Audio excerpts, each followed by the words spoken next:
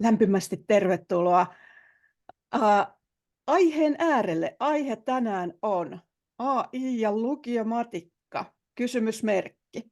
Minä olen Anne Rongas Otavialta ja meillä on menossa 6 lukion yhteinen AIRUT-hanke. Opetushallitus rahoittaa innovatiivista oppimisympäristöjen kehittämistä.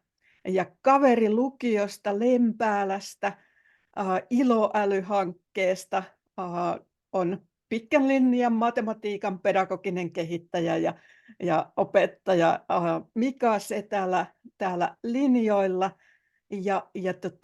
Ihan pari sanaa tässä ensin vähän tästä tekoälyn hyödyntämisestä lukiossa.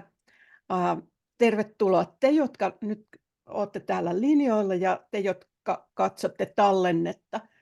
Yritetään pitää tämmöisiä kansallisia verkostoja lukioväen kesken yllä ja auttaa toinen toisiamme. Me ollaan tämmöisen opettamisen, opiskelun ja ohjaamisen vaikuttavan ilmiön generatiivisen tekoälyn äärellä kaikki hiukan vielä ristiriitaisia ja hämmentynein tunnelmin, mutta yhteistyöllä ja verkostojen avulla niin tämäkin maailman muutos kyllä selätetään. Ja AIRUT-hankkeessa me tämmöisiä avoimia webinaareja ollaan järjestetty ja järjestetään tässä hankeaikana ja niitä sitten julkaistaan YouTube-soittolistalla. Ja lisäksi sitten tervetuloa myöskin Facebookissa verkostoitumaan tekoälyoppimisen tukena ja ollaan puuhaamassa myöskin uutiskirjettä ja sitten muunkinlaisia tapahtumia kuin tällaisia ne yhteen asian keskittyviä webinaareja ja myöskin sitten kevään edetessä ITK-konferenssi tähän aihepiiriin keskittyy ja siellä myöskin sitten ennen varsinaista konferenssia keskiviikkopäivänä on aihe esillä ja sinnekin lukioväkeä sitten saattaa päästä ainakin kehittäjäporukkaa työpajailemaan ja aiheen äärelle. Mutta nyt mä tämän meidän minimainoksen suljen tästä ja annan koneen ja äänitilan sitten sinne Lempäälän suuntaan. Mika, ole hyvä. Kiitos, Anne. Ja kiitos kutsusta. Ja tosiaan matikan opettajana Lempäälän lukiossa ollut jo viime vuosituhannelta lähtien ja kaikenlaista kehittämistoimintaa tullut tehtyä. Ja nyt kun tämä tekoäly tuli, niin pakkohan tähänkin oli sitten vielä tarttua. Ja tässä nyt ollaan syksystä lähtien tehty OPH-rahoittamassa hankkeessa, mikä tässä pistettiin pystyyn, eli oppimisen iloa ja älyä hanke, Lempäälän lukio. Ja nyt sitten katsottaisiin vähän tässä, että mitä havaintoja ja löytöjä on tehty että miten tämän saisi ihan niin kuin opetuksen työkaluksi, että jonkun voisi sinne luokkaan sen tekoälyn mukanansa. Ja ensimmäiset opetuskokeilut on tuossa tehty syksyn aikana ja nyt katsottaisiin vähän, että mitä tuli kokeiltua ja tuliko sitten jonkinlaisia tuloksiakin sitten ihmeteltäväksi. Mutta joo, mä pistän tuon mun pärstän tuolta pois, ettei turhaan vie kameraa, jos se onnistuisi tuosta tuo video kyllä. Ja sitten jännittävin osuus, lähteekö esitys täältä pyörimään. Katsotaan nyt, striimi 2. Ja sitten kun saisi vielä diat sinne näkyy. Eli aloitetaan ihan tekoälyohjelmistoista. Ja lähdetään katsomaan että mitä työkaluja olisi käytössä.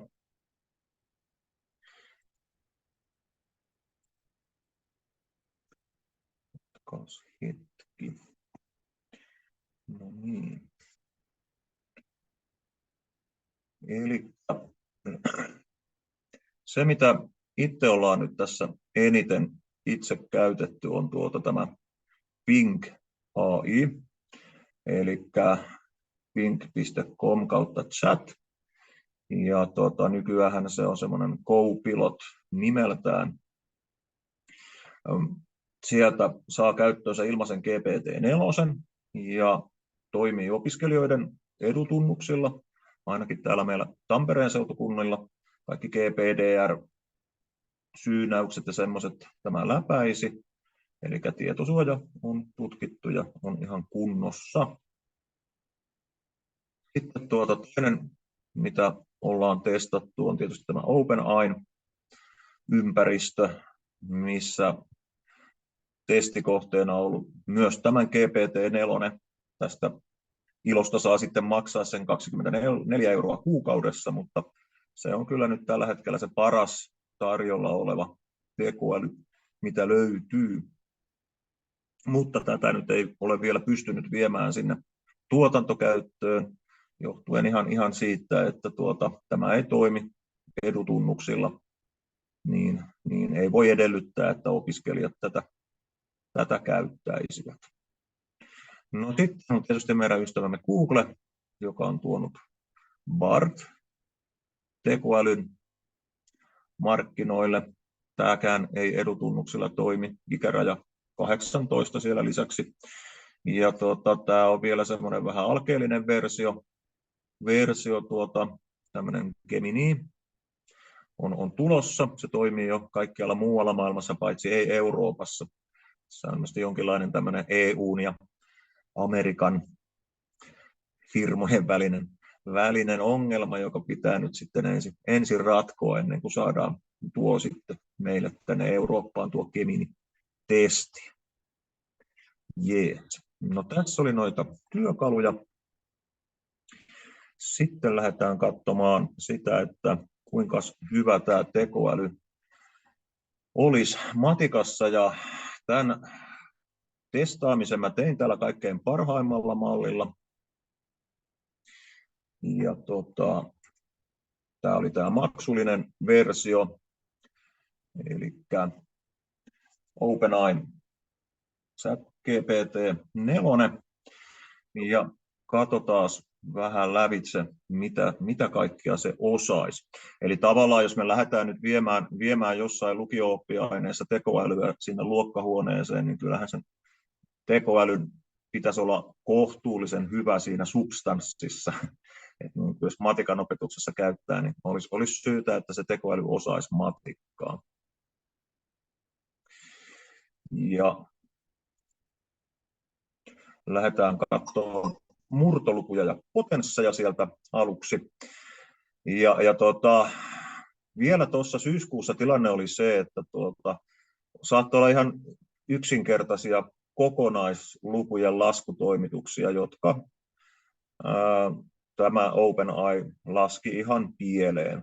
Joskus saattoi laskea oikein, joskus väärin, ei ollut mitenkään ennustettava, jolloin se nyt tietysti rajoittaa heti matikassa käyttöön, jos kaveri ei osaa laskea, niin eipä sitä paljon hyötyä siellä ole. No yllättävän hyvin se kuitenkin selvisi matematiikasta, vaikka sieltä ei löytynyt mitään laskintasilta, sehän oli kielimalli, kieli oli sen juttu, niin kyllä se silti kuitenkin selvisi matikasta yllättävän hyvin. Mutta nyt tilanne on se, että tämä OpenAI GPT-4 sai tuossa marraskuun lopulla itsellänsä taskulaskimen, eli se pystyy omassa ympäristössään ajamaan Python-koodia, ja tämä Python toimii tässä sitten niin kuin tekoälyn ikiomana taskulaskimena. Ja testasin tietysti, että osaisiko sen murtolukulaskentaa, ja sehän sitten niin kuin lähtee menemään sinne heti kutsuu Pythonin apuun, ja sieltä murtoluku muoto otetaan käyttöön ja sitten tulostetaan, että miltä se näyttää. Ja sitten jos mä tivasin siltä, että no esitäpä sitten välivaiheet, niin kyllähän se sieltä lähtee sitten niin kuin selittämään, että mitä tässä tapahtuu. Supistamiset onnistuu, laventamiset ja yhteen- ja vähennyslaskusäännöt on sillä hallussa, joten tämä oli ihan lupaava havainto, että no niin, meillä on tekoäly, joka osaa laskea murtoluvuilla, ja sitten vielä selittää sen, että miten se sen tekee. No potenssilaskenta, kyllä, sekin sujui. Se tajusi, että 109 potenssiin 0 on 1 ja negatiivinen eksponentti ei ollut mikään ongelma ja niin poispäin. Ja askel askeleelta avaa tässä sitä prosessia, mitä tässä laskussa sitten tapahtuu. Jolloin jos tarkoitus olisi, että tekoäly toimisi vähän niin kuin matikan opettajana, niin tässä näkyy se, että kyllä sillä tämmöiset prosessit on hallussa ja sen selittäminen sitten sille opiskelijalle olisi niin kuin ihan mahdollista tekoälyn toimesta, että mitä laskussa tapahtuu. No, symbolinen laskenta, joka tietysti lukiossa on oleellista, niin tämmöinen tehtävä, missä pitäisi sulut poistaa, pistin sinne vielä tämmöisen YTL-miinuksen. Alan ihmiset tietää, mikä on YTL-miinus, eli opiskelijat sitten unohtaa tästä, kun nämä sulut avataan, että tuo miinus vaihtaa kaikki jäljessä tulevat merkit, mutta tämä ChatGPT ei mennyt siinä lankaan. Se oli fiksumpi kuin meidän opiskelijat tässä. Hyvä sille. Ja välivaiheet, kysyin, että no osaako selittää, ja tässä sitten ihan tämä termeittäin auki kertominen, joo, se oli se, millä se lähti sitä mulle selittämään, mutta sitten sanoin sille, että no osaatko käyttää muistikaavoja, ja kyllä, muistikaavat oli tutut, ja sen jälkeen se käytti sitten binomin neliöä ja niin poispäin tässä sitten laskennassa. Eli tämä oli ihan lupaavaa myös, että se osaa tehdä asiat yhdellä tavalla, mutta sitten jos sille sanoo, että voisiko tehdä näin, niin sehän muuttaa sitten sitä laskentatapaa. Nyt puhutaan semmoisesta joustavasta matematiikasta, niin tekoälyhän on selvästi varsin joustava. Yes. No, yhtälöratkaisu, ja tässäkin taas tuo YTL- ja ihan oikein meni, ei mitään ongelmaa. Derivointi, siellä on kertolaskua, sisäfunktion derivaattaa ja kaikkia, niin totta kai onnistuu. Ja miksei onnistus, jos tekoäly kutsuu Pythonin paikalle ja sieltä sitten tähän symboliseen laskentaan sopivat ohjelmakirjastot, niin totta kai homma hoituu. No sitten analyset tehtävät.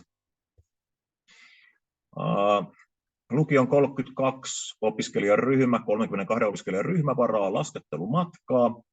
Linja-autoa sinne reissuun ja kustannukset pistettäisiin tasan osallistujien kesken. 4 opiskelijaa joutuu perumaan lähtönsä, jolloin jokainen osallistuja maksaa lopulta 15 € alkuperäistä hintaa enemmän. Kuinka paljon yhden osallistujan matka lopulta maksoi? No juu, tämä on vanha YO-tehtävä tästä ihan tuore lyhyessä matikassa. Sieltä se pyöräytti heti oikean vastauksen, sen tietysti tarkisti aluksi ja sitten rupesin tivaamaan siltä, että no miten sä teit tämän jutun, niin sieltähän sitten se sanoi, että no niin, minä kutsun Pythonin paikalle ja tässä sitten vielä askel askeleelta käyty prosessi lävitse. Eli tässä näkyy justaansa se geneerisyys, että jos tämä olisi semmoinen joku tavallinen chattipotti, niin olisi olemassa semmoinen rajallinen määrä tehtäviä, mistä se selviäisi, ja laskentatavatkin pitäisi sille etukäteen selittää. Mutta nyt ei ole mikään ongelma sille, että missä ympäristössä me toimitaan, mistä asiasta me puhutaan. Se ottaa sieltä ne oleelliset asiat ja sitten vääntää siitä yhtälön ja ratkaisee sen sitten vielä onnistuneesti. Joo, no sitten tässä kanssa ylioppilastehtävä, jolla testasin, laitetaan sukkia koriin. 3 sukassa on L, 3 R. Umpimähkään otetaan 2 sukkaa ja sitten kysytään todennäköisyyksiä, saada erilaisia sukkia siellä. Ja tässäkin jos miettii, että aika tällainen niin kuin, abstrakti tavallaan tämä homma, joku tekoälyn näkökulmasta, että siellä on joku kori, jossa on sukkia ja tällaisia, niin kyllä se sieltä sitten niin kuin osaa poimia ne oleelliset ja ottaa yhden sukan kerrallaan sieltä ja sitten se huomioi sen, että kun on 1 sukka otettu, niin sukkia on vähemmän jäljellä ja samoin sitten niitä haluttuja sukkia on vähemmän jäljellä, eli ei mennyt mihinkään ihan halpaan tässä sitten ihan onnistunut veto. Mielenkiintoista. No sitten vektorilaskenta ja geometria.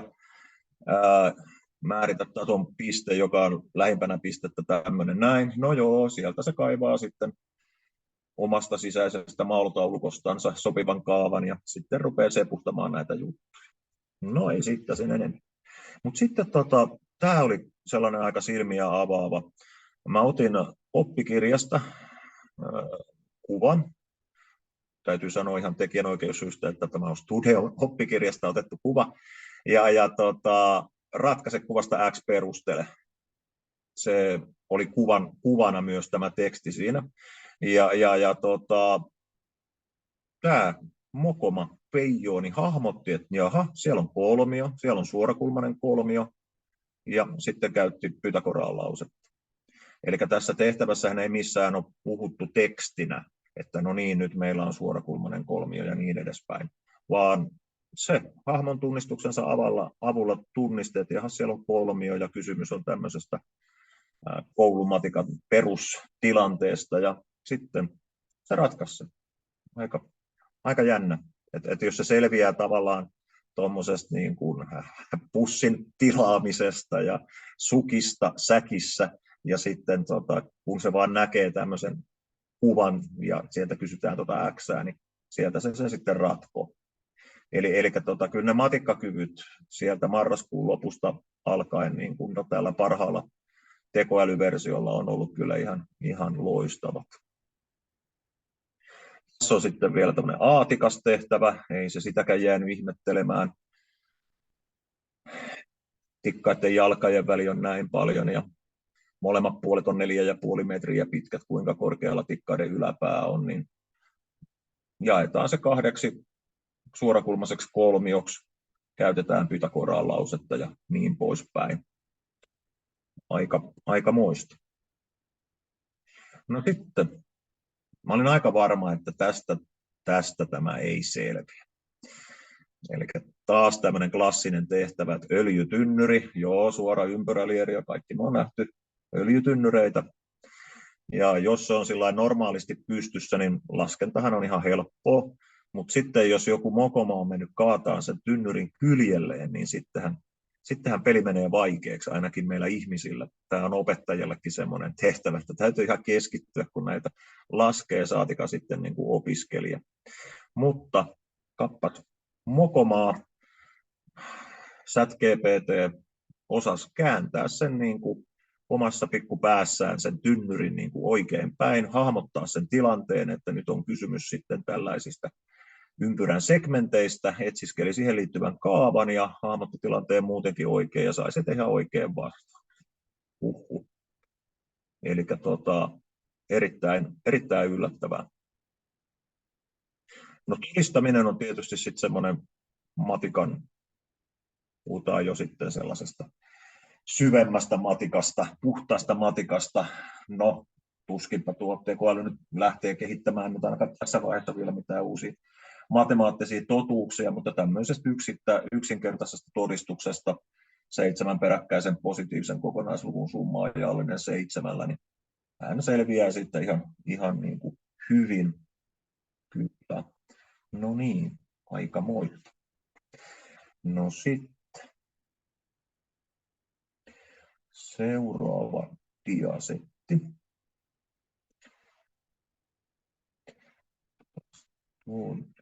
Pois ja vaihdetaan sitten tämmöiseen raskaampaan kokeiluun siitä, että miten tekoäly pärjäsi syksyn 2023 pitkän matikan YO-kisoissa.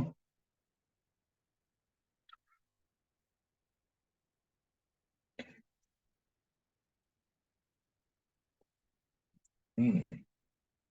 Katsotaan.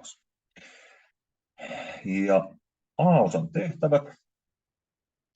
Siellä oli tosiaan tällaista perusyhtälön ja epäyhtälön ratkaisemista.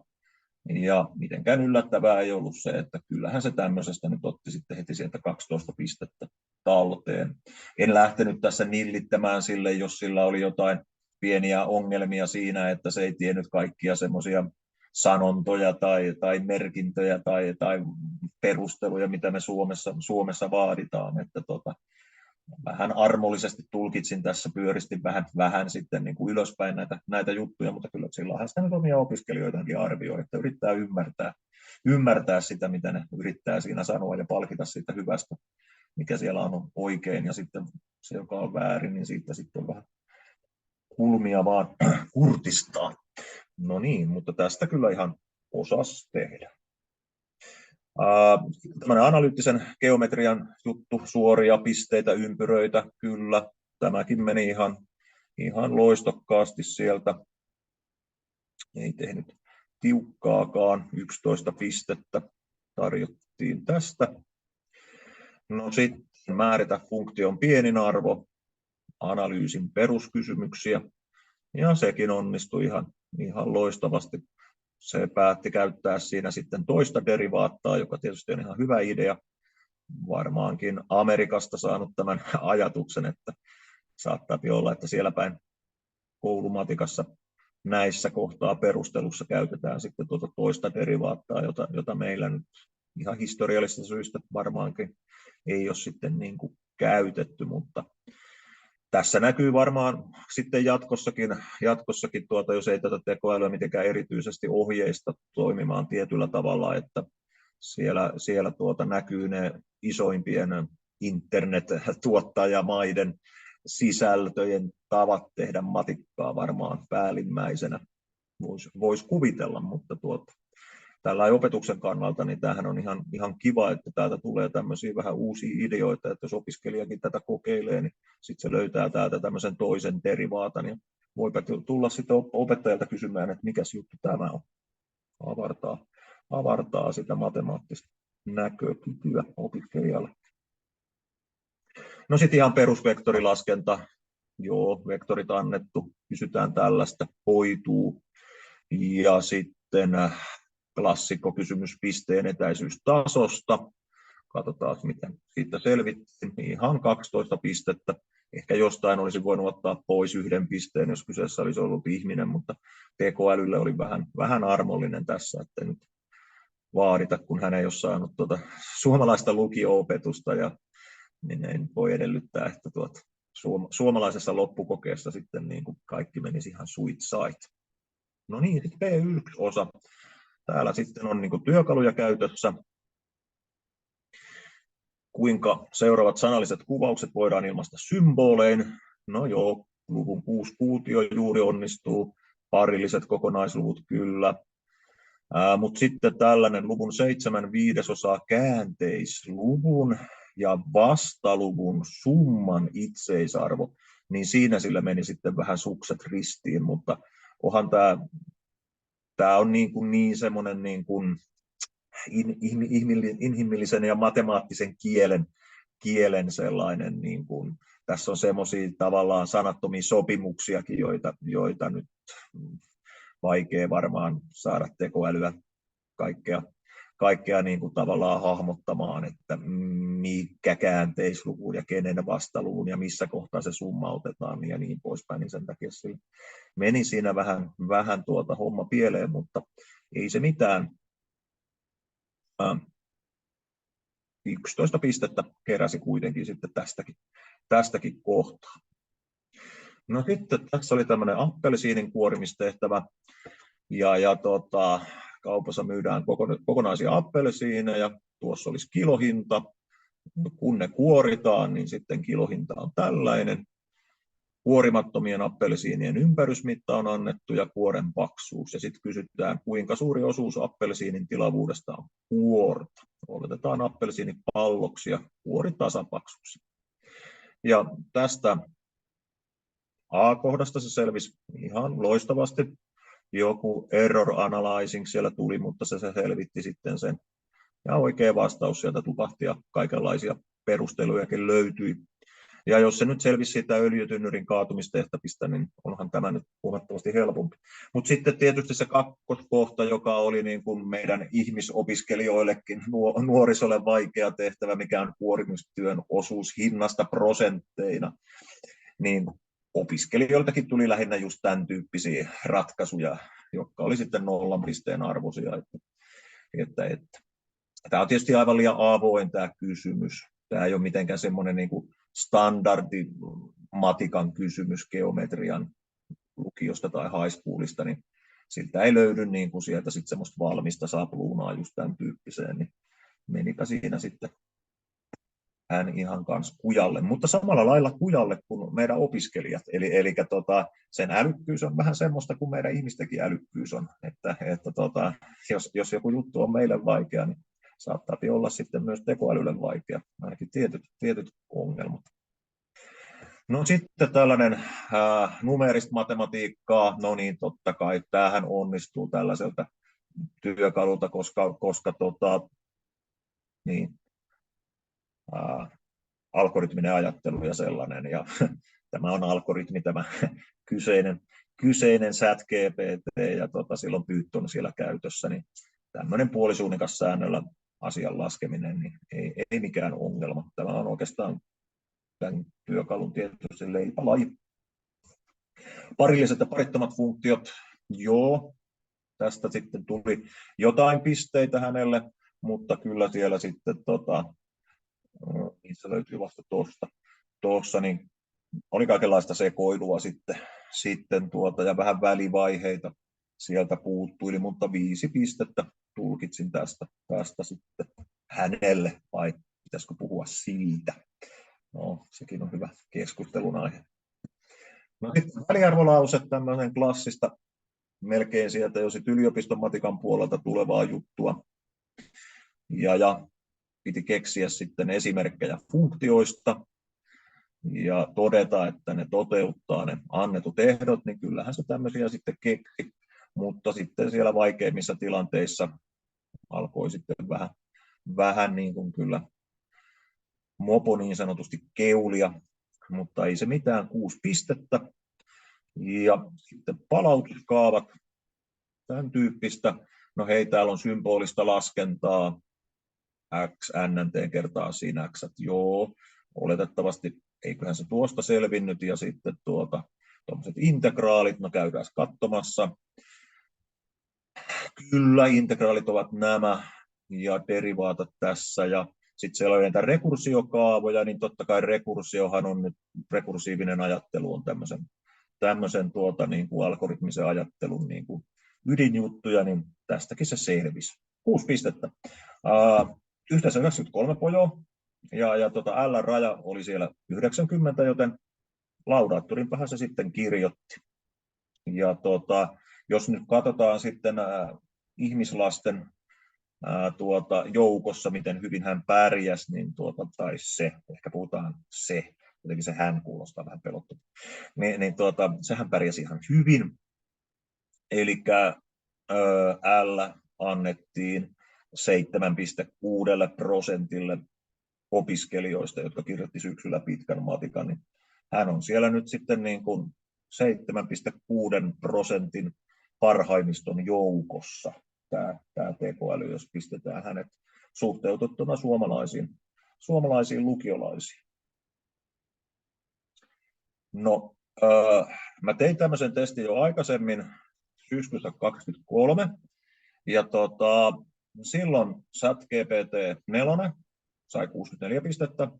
Se oli joku muu koe tietysti kuin tämä, koska tätä ei ollut vielä silloin julkaistu, mutta Eximia sieltä hänelle napsahti, tai sille, ja sitten vastaavasti testasin Bardilla. Bardi sai vain 34 pistettä, mutta nyt tosiaan oli tapahtunut huomattava hyppy, jos mietitään pistemäärää, niin tässä pisteitä niin kuin 30 lisää, ja Eximia-tasolta, semmoiselta keskimääräiseltä Eximia-tasolta sitten niin kuin hyppy sinne laudaattoritasolle, eli huomattavaa edistymistä on tosiaan niin kuin tapahtunut. Katsotaan, onko siellä chatissa joku kysymys vaikka, joka voisi reagoida, jos mä saan sen täältä nyt vaan näkyviin jostain. Tekikö tekoäly kuitenkin 13 tehtävää? Joo, eli tämä oli hyvä kysymys, eli mä olin sillä vähän sille niin kuin siinä syöttämässä niitä lapaan, että mä valikoin sieltä, että mitkä tästä nyt olisi sellaisia, jotka olisi niin kuin sille vahvuuksia. Eli mä jeesasin sitä sillä lailla, että kun ihmiset joutuu valitsemaan 13-10, niin mä katoin sieltä sitten niin kuin hänelle 10 sellaista tehtävää, jotka olivat niin kuin kaikkein realistisimmat, että näissä sä tulisit pärjäämään. Et sen verran mä annoin sille sieltä vähän taustatukea. Jes, hyvä kysymys. No sitten seuraavaksi mietitään sitten sitä opettajan työn kannalta ja sitten opiskelijoiden kannalta lopuksi. Mutta otetaan ensin, niin kuin mitä hyötyjä tästä voisi olla opettajan työssä.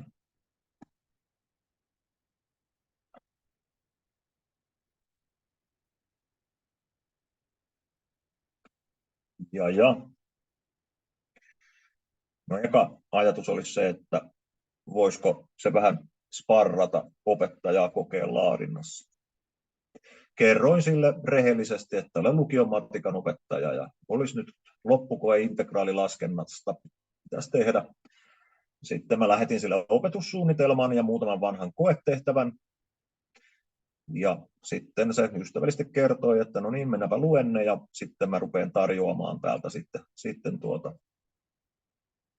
koetta. No, katsotaan mitä sieltä sitten lähti tulemaan.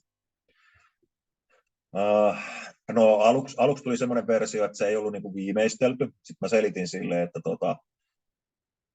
tee ihan valmis koe, että mä oon sen verran laiska, että nyt mä haluan niin kuin sen ihan viimeisteltynä. Ja sitten oli liian helppo, niin sitten mä tivasin, että pistä vähän vaikeampia tehtäviä. Ja sitten siellä oli vähän ylikorostunut niin kuin fysiikan tehtävät tuossa kohtaa, fysiikan sovellukset integraalilaskennasta. Niin sitten käytiin tämmöiset keskustelut lävitse ja sitten se pusersi sieltä tällaisen. No, tässä näkyy heti se, että opetussuunnitelmateksti, se ei saanut siitä ihan kiinni sitä, että me ei nyt kuitenkaan sit niin kuin Suomessa käydä tätä, mikä nyt putosi päästä tuo tulon integrointi, se oli siis osittaisintegrointi, joo. Niin meiltä ei löydy sellaista OPSista enää, parikymmentä vuotta sitten vielä löytyi, niin se heti ykköstehtävään pisti tällaisen, mutta sitä nyt ei voi siitä syyttää, jos Suomen opetussuunnitelma on hiukan liian lavea eikä kerro sitä, että mitä ei opeteta. No sitten tämmöistä tyypillistä tehtäväsettiä, logaritmia, pyörähdyskappaletta kyllä, ihan ok. Ja sitten sitä fysiikkasovellusta, sieltä tuli pari kappaletta siltä vielä. Ja numeeriseen integrointiin liittyvää ihan järkeviä tehtäviä. En nyt tiedä välttämättä, olisinko näitä nyt sitten oikeasti ottamassa kokeeseen. Mutta sieltä löytyi tämmöisiä niin kuin jänniä sovelluksia, mitä hirveästi ei nyt ole niin kuin Suomen matikan kirjoissa, epidemiologiaa ja sitten taloustiedettä. Varsinkin tämä oli niin kuin jännä uusi ilmiö, markkinoiden kysyntäfunktio. En ollut ikinä tästä kuullutkaan. Ja sitten ajattelin, että tästähän voisi saada ihan oikeasti, jos pistää tämän opiskelijoiden kokeeseen, että olisi aineistona se, että olisi vähän selitetty, että miten taloustieteessä kysyntäfunktiota käytetään, mistä on kysymys. Niin sitten mä sanoin sille, että hei, laadipa aineisto tästä kuluttajan ylijäämästä. Ja sieltä se sitten kertoili johdantoteoriaa laskeminen ja voisi ajatella, ja sitten siinä oli vielä esimerkkikin ja käytännön sovellus, että tavallaan tekoälyä voisi käyttää, kun haluaa tehdä vähän niin kuin semmoisia uudenlaisia koetehtäviä, jos olisi niin kuin uudenlaisia sovellusaiheita, koska tavallaan niin kuin tekoäly osaa aika hyvin selittää jonkun tämmöisen uuden ilmiön, ottaa sieltä sen oleellisen, ja sitten tavallaan kun opiskelijalle annetaan se liite siitä, että perehdypä tähän ja sovella sitä tähän tehtävään, niin sittenhän tulisi sitten ihan mielekästä matikkaa. No, kokeiden tarkistaminen. Eli kerroin, että olen matikan opettaja. Autapas minua tarkistamaan ja pisteyttämään opiskelijoiden vastauksia. Tehtävä on tässä. Laadin malliratkaisua, pisteytä. Sitten laitan perässä tulemaan opiskelijoiden vastauksia. Ja tässä se sitä sitten pyöritteli ja ehdotteli vähän pisteytyksiä ja kaiken maailman koontia siitä. Joo, ei siinä mitään, hyvä homma. Ja sitten mä heitin sille kuvana. Mä itse sitten tein tämmöisen ratkaisun tuolla Apitti-editorissa, en käyttänyt tässä opiskelijoiden vastausta, vaan itse kehittelin ja ratkaisin sen aluksi ihan oikein. Ja lähetin tämän sille tosiaan kuvana.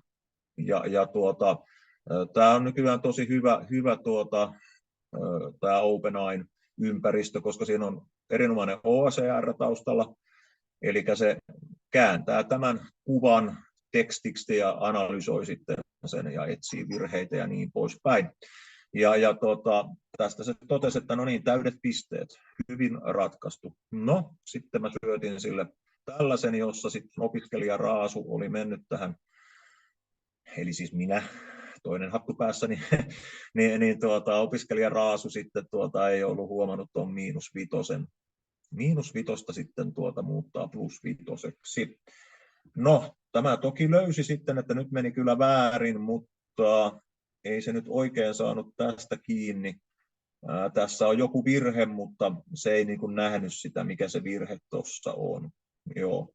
Ja tarjosi sitten 1/5. No, mä nyt olisin tämmöisessä ehkä armollisempi. Tässä nyt ehkä antaisin semmoisen 3/5, ehkä jopa 2/5, mutta kuitenkin. Mutta jos mietitään tavallaan tämän hetken tasoa, mihinkä tämä pystyy, niin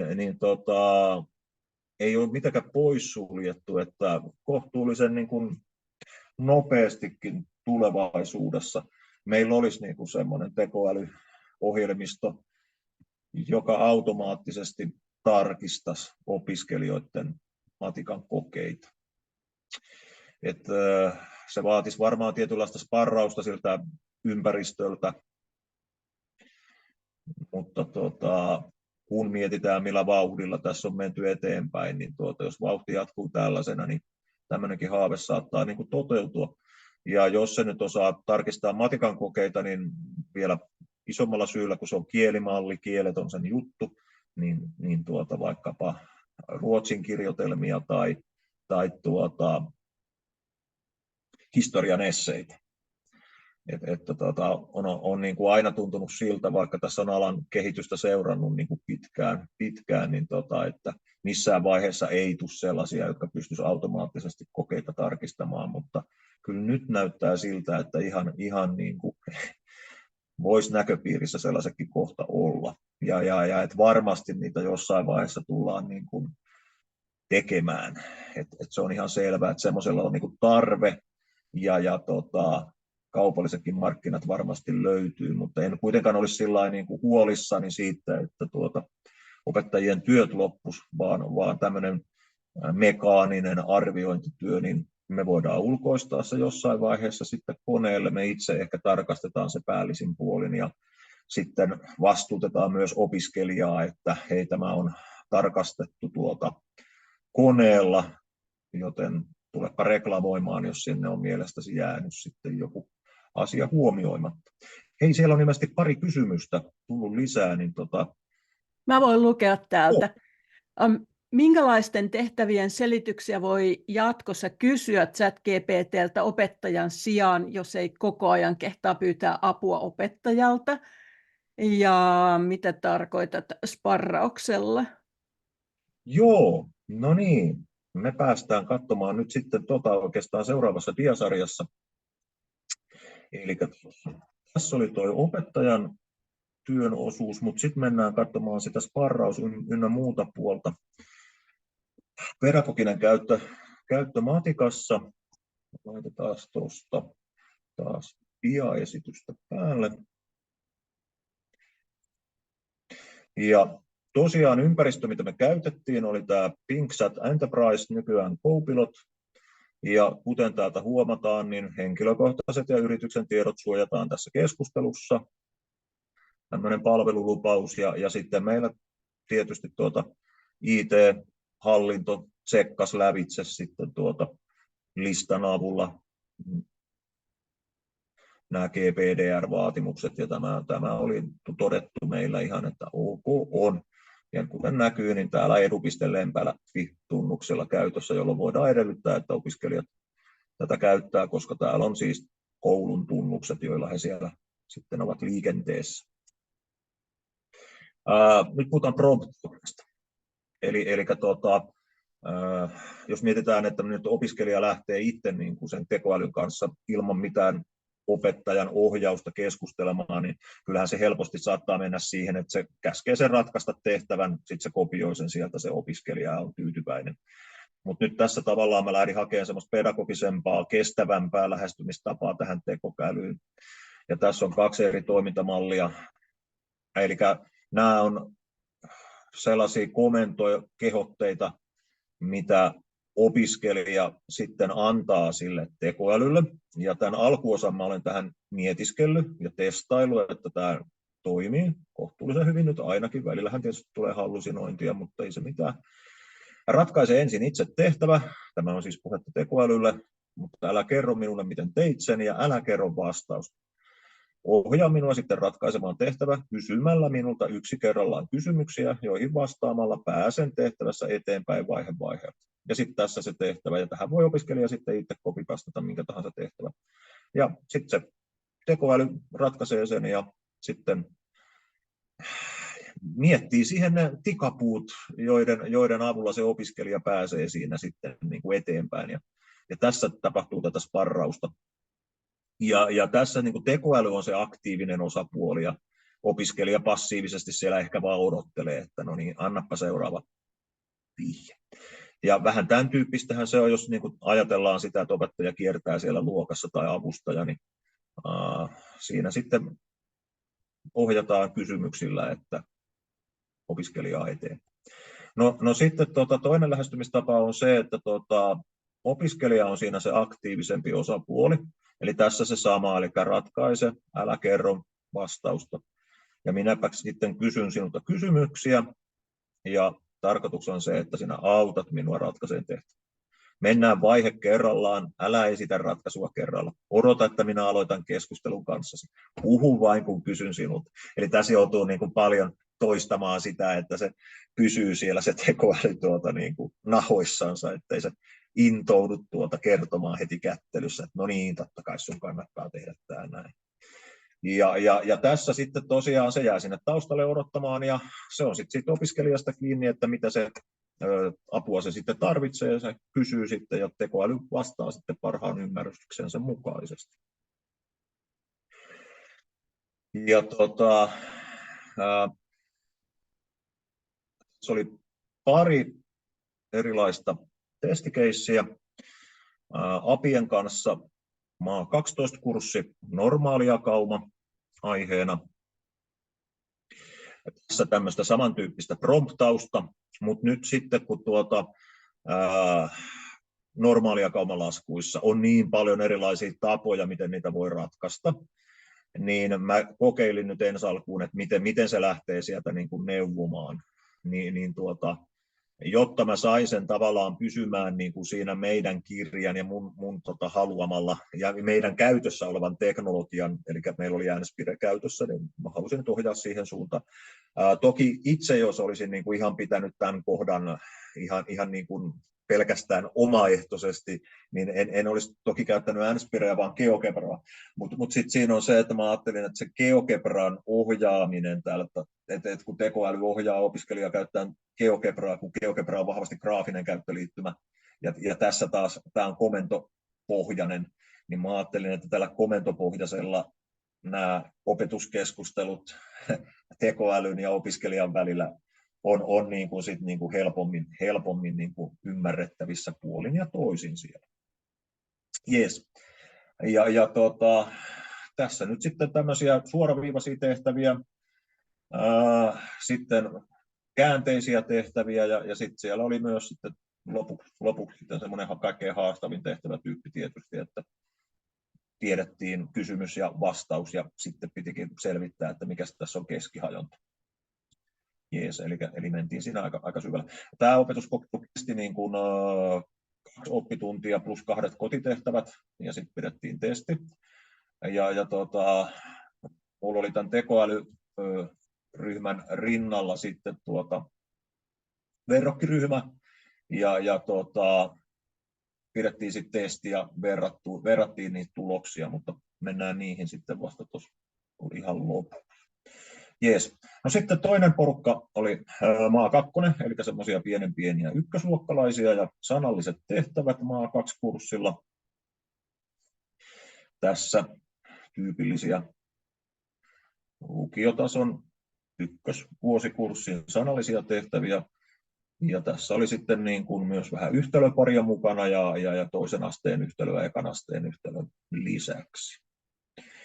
Ja samantyyppistä promptausta sieltä sitten heille tarjottiin. Ja tässä meillä oli sitten niin kuin enemmän jo opiskelijoita. Meillä oli 2 tekoälykäyttäjäryhmää ja 2 verrokkiryhmää. Ja jos katsotaan sitten heidän niin kuin asenteita, kohta katsotaan semmoinen keskiarvomittaus niistä asenteista, mutta tekoälyn matematiikan opiskelussa on hyvä idea, niin sininen samaa mieltä, oranssi ja punainen, no eipäs ole.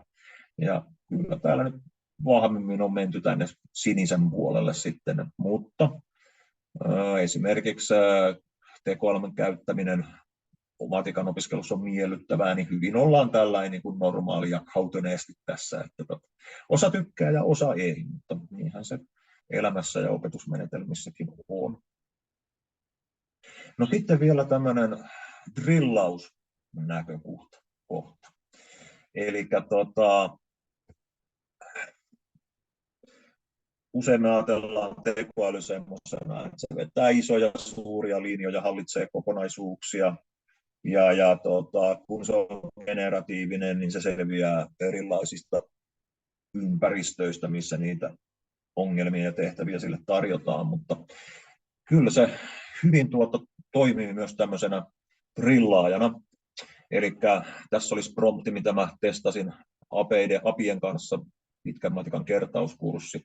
Olen suomalainen lukiolainen, harjoittelen integrointia, ja sitten mä laitoin tähän, tämä on siis mun laatimaani tähän, katoin oppikirjasta ja tiedän tietysti, että miten mä näitä olen heille opettanut, niin mä en halunnut päästä sitä tekoälyä itse niin kuin käyttämään erilaisia lähestymistapoja. Niitähän nyt on vaikka mitä niin jotta se pysyisi niin kuin tietyn viitekehyksen sisällä, niin mä sitten niin kuin selitin sille, että tämmöisillä ideoilla me näitä on ratkottu. No keksipä minulle sitten 5 erilaista tehtävää. Joo. Ja sitten joulu oli tulossa, niin halusin vähän keventää siihen, että heitäpä väliin aina joku joulunen aforismi, joka ei saa olla lattea. No aika latteita sieltä sitten loppupeleissä tuli joulunen aforismi. Joulun taika on sydämen lämpöä, joka sulattaa talven kylmimmätkin päivät. No, selvä. Okei, mutta sitten tämä matikkapuoli tässä, niin tämähän on niin kuin teille, joille on tuttua Moodle Stack, niin justaansa se idea, että siellä tehtävissä parametrit vaihtuu, esimerkiksi kertoimet vaihtuu, jolloin sä et voi niin kuin naapurilta katsoa sitä oikeaa vastausta ja palauttaa, koska naapurilla on siellä pikkusen erilainen tehtävä. Tai sitten se, että sä teet tämmöisen tehtäväsarjan useamman kerran peräkkäin, koska ne tehtävät koko ajan vähän vaihtuu. Ja jos sä ekasta et saa yhtään oikein, niin sitten sä teet tämän tehtäväsarjan vaikka 3 kertaa ja sitten 4. kerralla tuleekin jo 5/5, tällainen niin kuin optimistisesti ajateltuna. Jees. Joo, eli kyllä täällä niin kuin monilaista käyttöä on, ja varsinkin tämä drillauskäyttö, jos mietitään kaikkia meidän oppimisvajetta ja sellaisia, niin eipä olisi pahitteeksi, vaikka jos tekoälyn pistäisi vähän niin kuin sparraamaan opiskelijoita vaikkapa kertotaulussa. Että tähän saakka minua on surettanut, että murtoluvut on niin kuin hakusessa, mutta nyt pitkässä matikassa tulee vastaan jo opiskelijoita, joiden kertotaulu saisi olla pikkusen paremmassa kuosissa. Että kyllä tässä niin kuin varmaan yksi ratkaisu meidän resurssiin ja muihin ongelmiin ehkä tulevaisuudessa on se, että me saadaan täältä tekoälypuolelta sitten tämmöisiä väsymättömiä apuopettajia ja sparraajia sitten näille meidän nuorilla ja lapsilla. No, joulunen kuva sitten lopuksi tämmöinen löytyi. Nämä on niin kuin hiukan sillai pelottavan olosia, että mitähän tässäkin nyt sitten niin kuin muka lukee, että tuossa ei mitään järkeä ole, eikä ole varmaan tavoiteltukaan mitään järkevyyttä, mutta joo. Kyllä. Yes. Mutta sitten hiukan niistä tuloksista vielä, kello on 14.51. Mä yritin pitää tämän 45 minuutissa, mutta pikkusen menee pitkäksi, mutta ei toivottavasti ihan liian pitkäksi kuitenkaan. Niin tuossa vielä pari diaa. Jepuis. Tuloksia. Eli jos katsotaan sitten niitä vertailuja tässä, eli tässä nämä on niitä abiturientteja. Tässä on niin kuin tekoäly avusteisesti opiskelleet ja sitten normaalisti ihan keskenään keskustelleet opiskelijat. Tässä tosiaan mä tein sillä lailla, että mä opetin kaikkia 15 minuuttia tunnin aluksi samalla tapaa, sama diasetti. Ja sitten sen jälkeen tämä tekoälyryhmä lähti keskustelemaan näiden mun promptien avulla, tai sitten ihan itse kysellä, mä sanoin, että voitte tietysti itsekin sen keskustelun siinä muodostaa, niin ne lähtivät sitten tekoälyn kanssa juttelemaan ja sanoi heille, että rajoittakaa keskustelua ihmisten kanssa, että nyt vaan keskustelette sen tekoälyn kanssa, ja sitten tämä normaali ryhmä, niin he keskustelevat keskenään, niin kuin opiskelijoilla on tunnilla tapana, että kysytään, että no mitäs tässä nyt tekisit ja niin edespäin. Okei, näähän oli niin kuin aika tasaveroiset tällä keskiarvojen valossa. Tämä oli se lähtötaso todennäköisyyden kurssilta 8.2 plus 8.16. Ja sitten jos katsotaan näitä testituloksia tästä opetuskokeilusta, tekoälyryhmä 8,5, normaaliryhmä 7,74. Eli joo, ei ainakaan menneet ihan hunningolle nämä nuoret, jotka joutuivat tekoälykokeilun kohteeksi, eli ihan rohkaiseva sinänsä. No sitten tietysti ekaluokkalaiset, ne on aina ekaluokkalaisia, ja täällä sitten ihan samantasoiset ryhmät, mutta tässä sitten näkyy että se osaaminen on siellä 7-tasolla sitten niin kuin molemmilla ryhmillä tässä. Mä erikseen sitten tein sillä lailla, että mä tein tämmöisen samanlaisen vertailun siten, että mä jätin sieltä niin kuin ne 9 ja 10 opiskelijat pois, jotka oli 9 ja 10 opiskelijoita aikaisemmilla kursseilla, ja katoin sitten vaan niillä lopuilla, niin siellä sitten tuli erittäin tilastollisesti niin kuin merkitsevä ero näiden välillä, että ne tekoälyryhmäläiset pärjäsivät niin kuin tilastollisesti merkitsevästi paremmin kuin se normaali ryhmä. Eli ehkä tästä semmoinen ajatus saattaisi tulla, että erityisesti niin kuin ne